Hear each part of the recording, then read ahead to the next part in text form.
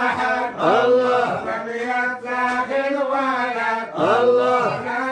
أب ولا جد الله حي ليس ثاني الله سبحانه العظيم باقي حي دائم الله